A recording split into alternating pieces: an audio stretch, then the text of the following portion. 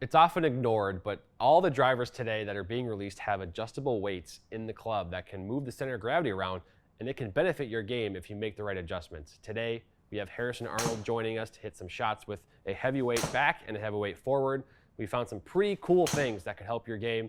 Stay tuned for the full video and the full results. Hey golfers, I'm Drew Mahowald of Second Swing Golf, joined by Harrison Arnold, Master Club Fitter here in the Tour van at Second Swing at Minnetonka. Fun, quick little video today, but we're going to talk about the weight adjustments that you can make to the center of gravity in a driver and how much impact it can have. So this is a Cobra DS-Adapt X, where you can switch the weights.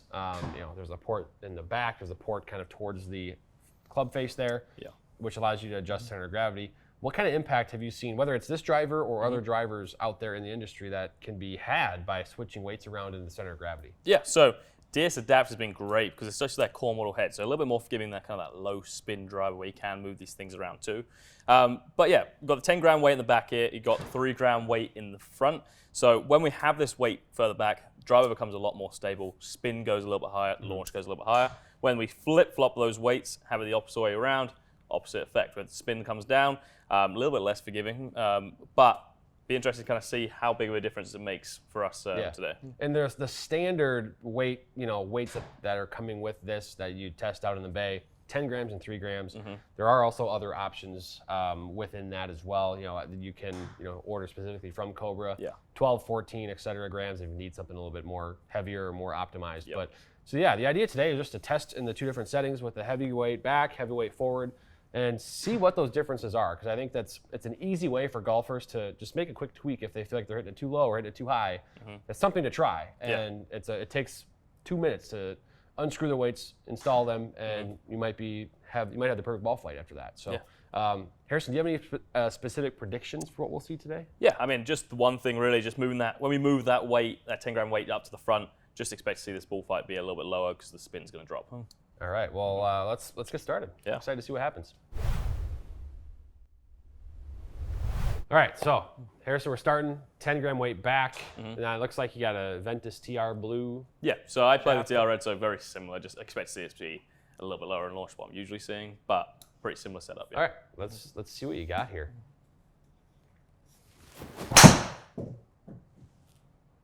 All right, a little bit bottomy to start with, a little bit out to the right. Sure. But not too bad, But spin is a lot higher than what I usually would see. Yeah. More speed there. Yeah, better swing. Might still go a little right. Okay. That spin did come down under 3,000 there. Yeah, but for a shot that I felt like came dead out the screws, maybe a touch high from what I'd say. What loft are you playing this one at, or what? This one's at 9 degrees. It's a 9-degree head. Yeah. And we do have the standard hosel setting here too. There's, I know, 33 settings, but.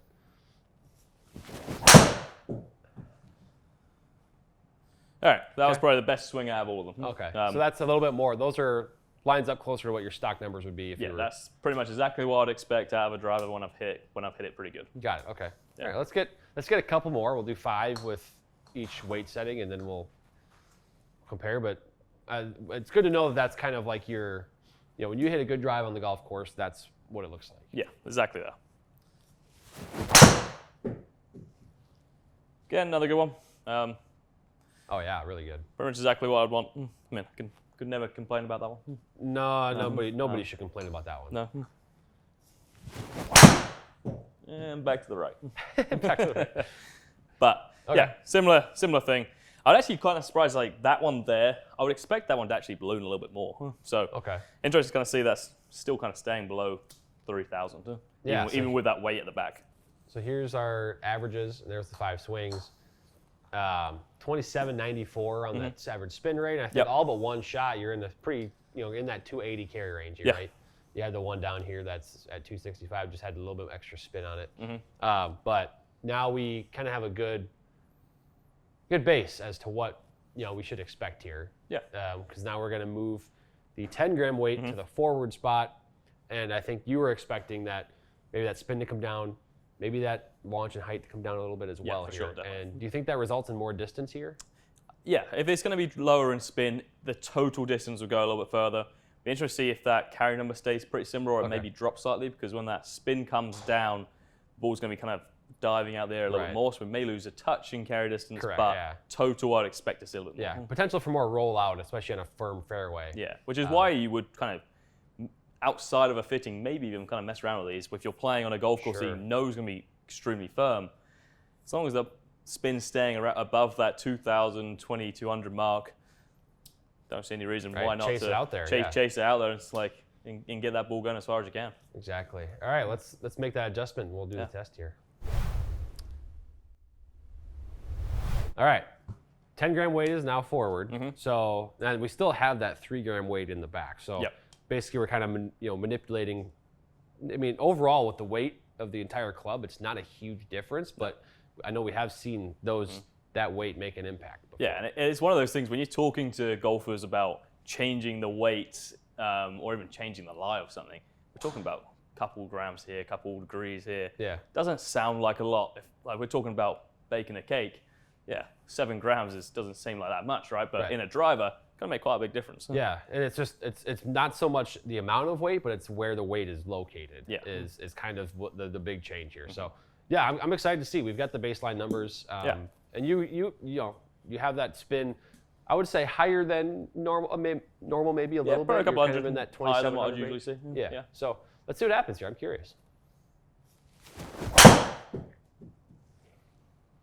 Oh Whoa. My goodness sakes! Well, that was a big jump. Huh? Did you hit that off the center of the face? I hit that pretty good. Maybe slightly high, but overall very solid. Because that's already a pretty significant decrease in spin. Yeah.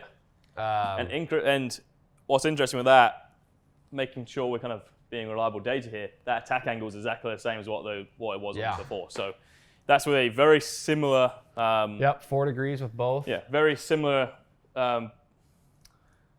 swing, very similar delivery, and it gave completely different results. So here's the impact location that I picked up there. Interesting. Your average with the weight back, it's, I mean, ever so slightly right above the equator. Room for improvement.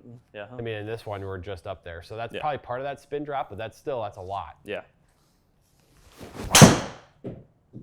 Again, hit pretty good. All right. That was, about what I'd expect for a well-built, well-fit driver. That's kind of what I'd expect. Huh? That's a really good, I mean, that's also ball speed up went up a little bit there too, I think. Yeah. So seeing that launch and spin combo there, about 13 and 25, it's a very good rule of thumb for the speeds that I kind of swing at.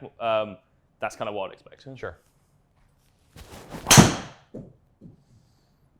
Wow, turning it over even. Yeah, I mean, don't usually see that. So a lot lower in spin again. So interesting to kind of see how this has been trending. We had that one really good strike there, but that one was still a pretty good strike.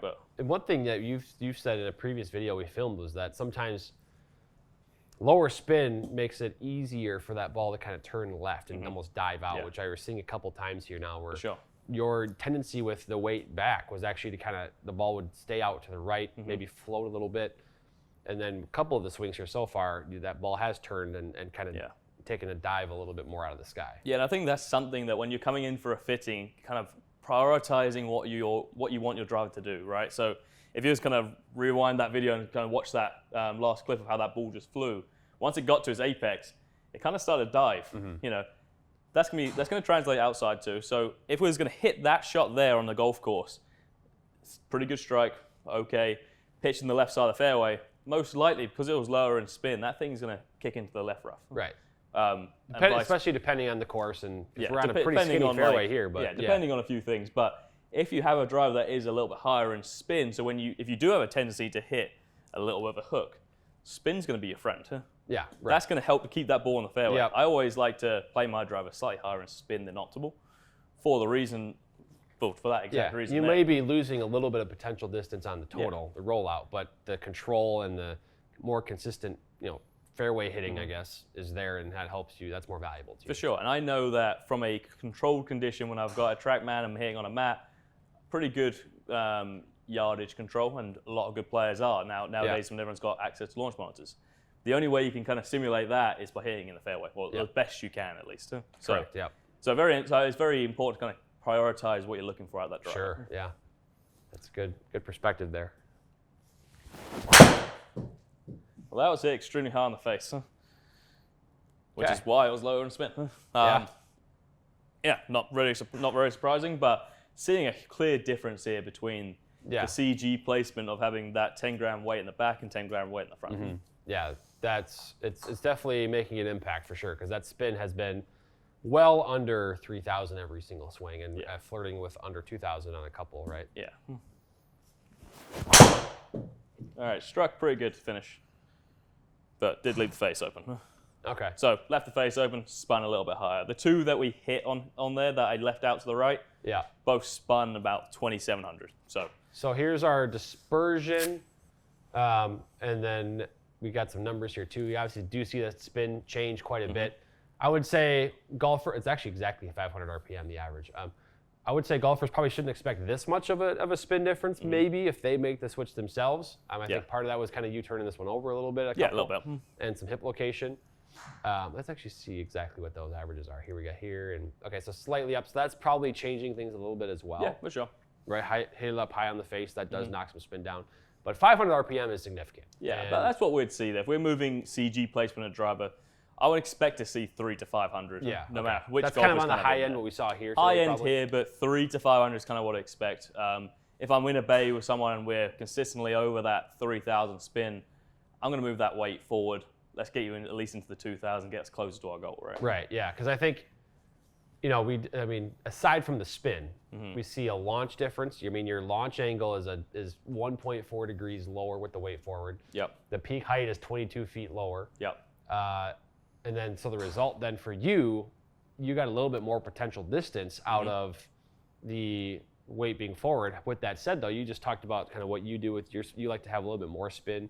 Yeah. You had a more consistent shot with the weight back. Yeah. So you might have sacrificed a little bit of distance, but you weren't hitting some left and hitting some right. You kind of just had this tendency to hit one that hung a little bit right of center. Yeah, and that's why it's important to be, when you're in a fitting, prioritizing what you want, but also we've just changed one factor here. We haven't changed sharp. We haven't changed. We got 32 more settings on here we can look at. So there's a happy medium to be found between these two options. And what we do in fittings is, we take this data and we just try and tweak you to get you into the right spot. So we know that there'll be a happy medium somewhere in these 33 other settings we have. Well, we just did as a very, very tiny component of the entire, the entire session that is a club fitting, right? Yeah. So that's, by the time you've done this in a fitting, you've probably dialed in the club head that you want and the shaft that you want.